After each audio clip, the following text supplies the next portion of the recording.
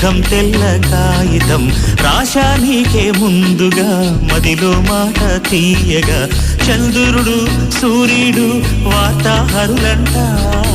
రేపవలు ఎప్పుడైనా లేఖలు నిన్నే చేరునోయ్ కదిలే కాలం జీవితం మేఘం తెల్ల